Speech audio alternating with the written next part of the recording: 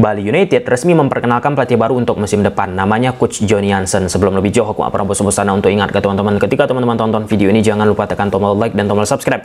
Karena aku mendapatkan data statistik banyak yang nonton kanal YouTube Tommy Deski ternyata belum menekan tombol subscribe. Jadi aku harap kawan-kawan melakukannya. Tenang, ini bukan jersey terbaru Bali United, ini jersey PSM Medan. Lah, abang kan bawa topik Bali United, kenapa tidak menggunakan jersey Bali United? Sampai saat kita memposting video ini, belum ada kiriman langsung dari Bali United. Mana tahu ada orang Bali United yang nonton video ini, bolehlah kirim 1, 2, 3 jersey. Bercanda. Oke, kita masuk ke topik. Secara resmi, Bali United mengumumkan pengganti Coach Teko. Namanya Coach Johnny Jansen. Secara internasional atau global, Coach Johnny Jansen ini terhitung pelatih grade B+. Ia juga membawa 2 asisten. Pertama Ronnie Pander dan yang kedua Jeffrey Talan. Terkhusus Jeffrey Talan, selain rekomendasi keinginan dari Johnny Jansen, ada juga andil keterlibatan dari Alex Pastur merekomendasikan agar Bali United meng-ACC Jeffrey Talan. Sebelumnya, Johnny Jansen melatih klub dari Eliano Randers di Eredivisie, kasta tertinggi di Liga Belanda. Nama klubnya Fake Wolle. Nah, untuk di musim lalu, Fake Wolle finish di posisi 10. Saat Johnny Jansen diinfokan akan berlabuh ke Liga Indonesia, ke Bali United, kawan-kawan, di media Belanda sana heboh. Aku jujur aja, sebelum Bali United mengumumkan Johnny Jansen sebagai pelatih baru, 1 jam sebelumnya, aku baca di media Belanda, itu sudah bertebaran info Johnny Jansen sebagai pelatih Bali United di Liga Indonesia. Artinya apa? Johnny Jansen ini mempunyai nama, membuat media-media internasional pun memberitakan tentang kepindahan dari Johnny Jansen. Satu hal yang banyak ditanyakan, yang pasti, bagaimana filosofi yang dimiliki oleh Johnny Jansen? Apakah nanti bermain total football, tiki-taka, whatever, apapun lah itu istilahnya. Perlu kita ketahui, secara filosofi, Johnny Jansen ini, atau Johnny Jansen, terinspirasi dengan salah satu legenda, ataupun mentor di klub Belanda, SC Heerenveen. Siapa namanya? Vove de Haan. Vove de Haan banyak memberikan inspirasi terhadap pelatih-pelatih di dunia ini. Kalau kita bicara filosofinya, ia menuangkan menjadi 5F. Yang pertama feeling, kemudian yang kedua fungsia, kemudian yang ketiga feature, yang keempat feedback, dan yang kelima fun. Nah, kita bahas dari sisi feeling, F pertama. F pertama mengartikulasikan tentang empati dan pemahaman terhadap pemain. Oleh karenanya, Johnny Jansen ini ia memiliki karakteristik humanis. Pendekatan terhadap pemain itu bagus sebagai penghubung dari posisi pemain ke manajemen, manajemen ke pemain. Itu kental banget itu. Prinsip yang ditumpahkan oleh Vove de Haan. Kemudian yang kedua, fungsia, menempatkan pemain pada peran yang sesuai dengan kemampuannya. Artinya di sini Johnny Jansen harus mengetahui karakteristik daripada pemain tersebut. Ini mengingatkan aku dengan Pep Guardiola ketika pertama kali Pep Guardiola melatih Bayern Munchen. Ia meminta staf analisnya membedah karakteristik masing-masing pemain dari Bayern Munchen. Dan sampai pada titik tersebut dilakukanlah improvisasi oleh Pep Guardiola. Karena Pep Guardiola semakin dalam mengetahui karakteristik dari pemain Bayern. Dan puncaknya, Philipp Lahm yang biasanya bermain sebagai fullback kanan ditempatkan sebagai inverted fullback atau masuk lebih ke tengah, dan itu bekerja di atas lapangan. Pep Guardiola pun ia pun ketika ada sesi wawancara sering itu menyebutkan salah satunya terinspirasi dengan Vove de Haan. Ini terkenal banget loh itu, sosok legenda di dunia sepak bola, kawan-kawan. Kemudian yang ketiga, F-nya yaitu feature. Berpikir ke depan dan fokus pada pengembangan jangka panjang. Dan Johnny Jansen ini secara kultur, secara karakter, ia sudah terlihat minat di dalam dunia kepelatihan itu sejak usia 16 tahun. Ia membimbing pembinaan usia muda yang ada di klubnya masa kecil kawan-kawan. Dan itulah salah satu yang membuat karakternya semakin oke, semakin terbentuk di posisi sampai saat kita membedah bagaimana sosok Johnny Jansen. Dan Bali United, kalau kita bicara pemain muda, salah satu hal yang harus diperhatikan secara serius. Beberapa waktu terakhir sudah ada nama pemain muda yang terekspos. Tapi bagi aku, ketika Bali United sudah back to back, sudah berada di titik atas bersama coach Stefano Kugura, ada sedikit keterlambatan dari sisi regenerasi. Dan itu coba nih dipahami oleh Persib Bandung kawan-kawan. Persib Bandung back to back. Nah, tentu Persib Bandung pun harus memikirkan yang namanya regenerasi. Ketika pemain-pemain dari Persib Bandung sudah sangat matang, seperti Ciro Alves berusia 36 tahun dan pemain-pemain lainnya.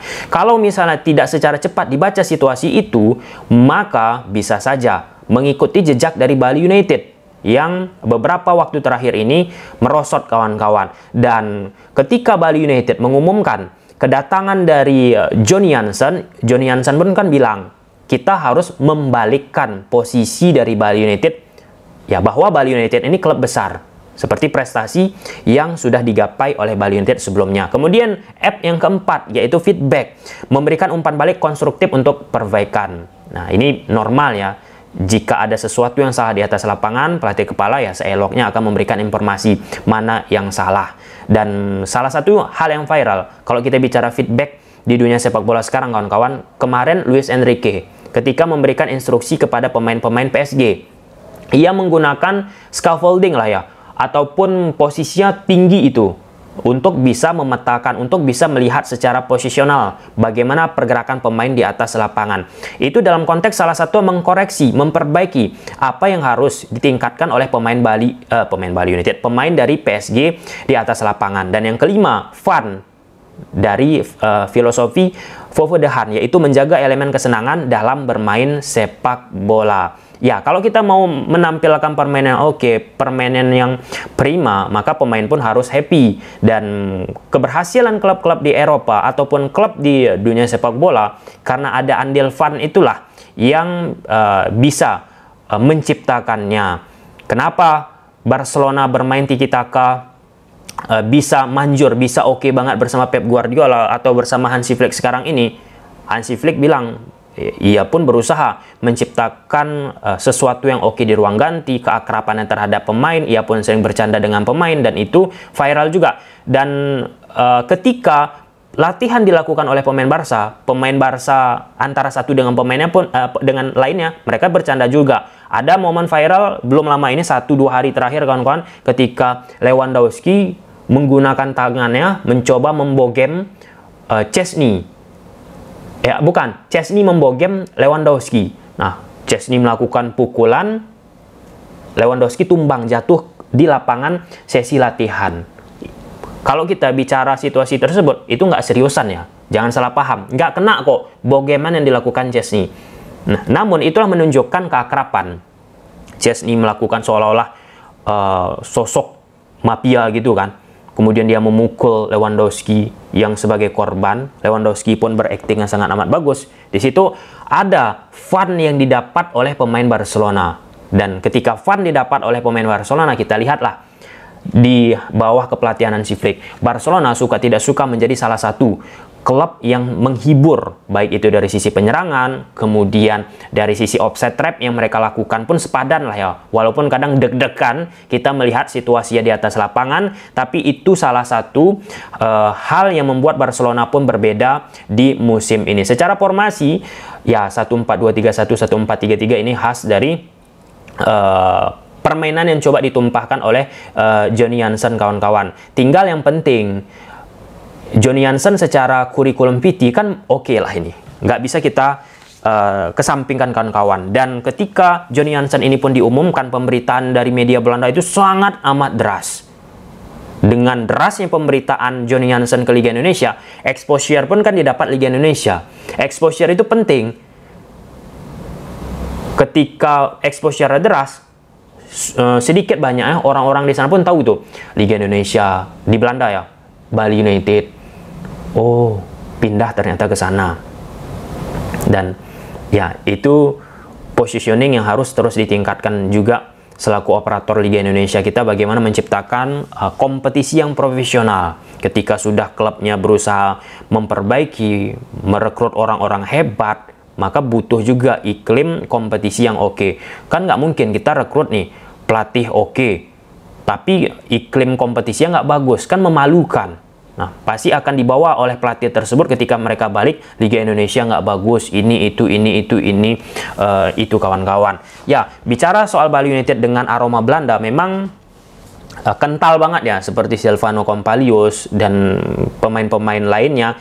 Ya, capture terhadap Belanda ini coba kita lihat, sebelum udah dari Brazil, sekarang dari Belanda, apakah nostalgia itu bisa dibawa oleh Coach Johnny Jansen? Patut kita tunggu kawan-kawan. Oke, ada satu hal yang juga aku soroti ketika Johnny Jansen, tadi sudah kita bicarakan, filosofinya mencoba menguasai bola juga, kemudian counter attack yang sangat amat deras, dan yang terpenting bahwasanya Johnny Jansen pun beradaptasi itu dengan apa yang dilakukan oleh lawan, yang nggak secara ujuk-ujuk memaksakan prinsip yang ia tuangkan. Sama kayak seperti Kluivert kawan-kawan, ketika di awal bersama timnas Indonesia full attack, kemudian saat menghadapi Bahrain lebih balance itu untuk menciptakan permainan di atas lapangan. Ya, itulah tren dari pelatih-pelatih sekarang, terkhusus di sepak bola Belanda kawan-kawan, nggak secara barbar juga bermain bermain terbuka. Ada kalanya mereka pun bermain secara oportunis. Dan kesimpulan, Jan Olderengkring saat direkrut Dewa United, ini udah kita bahas kemarin ini, di awal-awal nggak mulus juga, sampai pada titik Jan Olderengkring, pelatih asal Belanda di Dewa, sempat itu mendapatkan hasil minor di 5 pertandingan terakhir. Di situ, manajemen dari Dewa United nggak memecat. Dan ini penting bagi Bali United juga, seberapa kuat nanti misalnya ada momen struggle-nya Johnny Jansen ini di Bali. Kalau kita berkaca Dewa, mereka kuat banget. Ya memang Dewa pun kala itu supporternya nggak banyak ya, jadi tekanan pun pasti nggak terlalu deras juga, membuat pelatih pun lebih enjoy, manajemen pun lebih enjoy untuk percaya proses. Sedangkan Bali United kan supporternya ada. Aku bukan katakan supporter Bali United nggak percaya proses ya, pasti akan ada itu memunculkan yang nama tekanan. Namun kalau kita melihat situasi yang dimiliki oleh Jan Olderengkring di Dewa, kenapa mereka bisa oke sampai sekarang ini? Karena mereka percaya proses. Dan Johnny Jansen tentu dengan posisi sekarang keadaannya mencoba menciptakan sistem baru, menciptakan hal yang baru lah ya, membentuk lagi lebih tepatnya kawan-kawan pemikirannya terhadap Bali United. Maka ini butuh waktu yang tak sekonyong-konyongnya bim salah bim bisa terjadi di atas lapangan. Ekspektasi itu pasti ada. Itu normal kawan-kawan, tinggal kita pun belajar ya, melihat situasional bagaimana pelatih-pelatih yang ada di sepak bola Belanda membawa filosofi yang sangat amat kental. Dan ya, salah satunya Johnny Jansen dengan filosofi yang banyak terinspirasi dengan Fove de Haan. Silahkan tulis di kolom komentar. Bye.